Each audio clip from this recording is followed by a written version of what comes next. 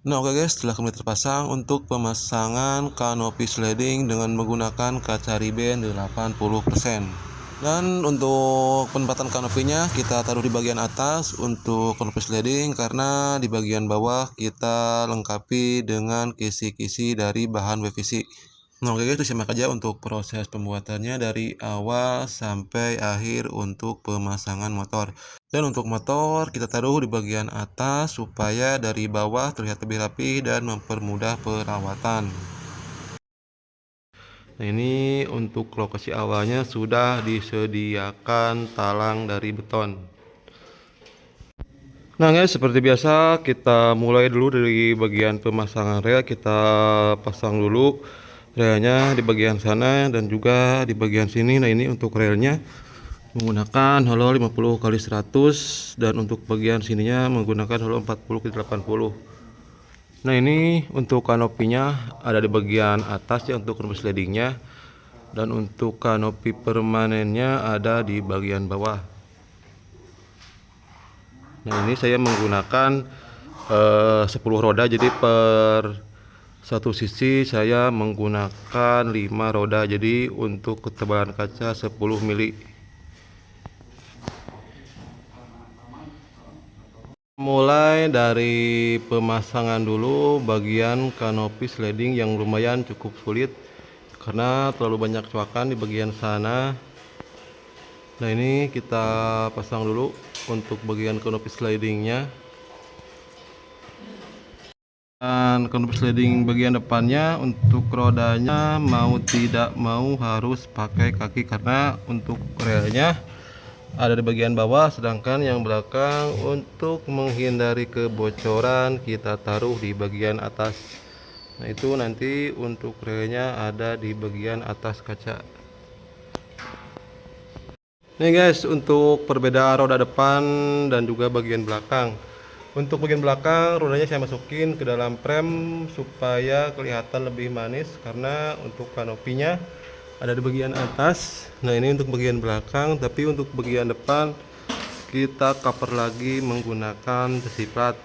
Tapi untuk pemasangan kita tekuk dikit ke bawah supaya terlihat lebih manis.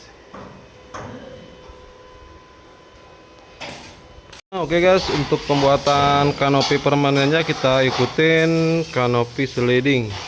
Nah jadi nanti pas dibuka ataupun ditutup si alurnya bisa sejajar. Nah ini untuk kanopi slidingnya sudah saya buat lebih utama karena untuk setting bagian roda sama rel.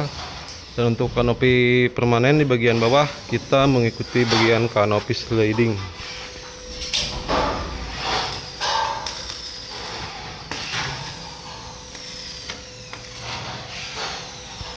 Lanjut ke bagian pemasangan gerigi ataupun gear pada bagian kanopi dan bagian mesin. Nah ini kita pakaikan kaki ke bagian atas kurang lebih 20 cm. Nah untuk motornya terus di sana. Oke lanjut aja ya, kita nanti ke proses instalasi. Nah guys, untuk bagian kanopi sliding untuk pemasangan geriginya jangan dipasin kakinya, dilebihin kurang lebih 30 cm, jadi pas nanti kanopinya ditutup bisa rata. Nah itu untuk motornya pas kebetulan ada tembok, jadi sangat mudah sekali ya untuk penempatannya. Nah ini bagian terpenting ada lebih dari kanopi sliding sekitar 30 cm. Nah guys, kita coba dulu sebelum instalasi pemasangan motor dengan permanen ataupun finishing, kita tes dulu untuk kanopinya.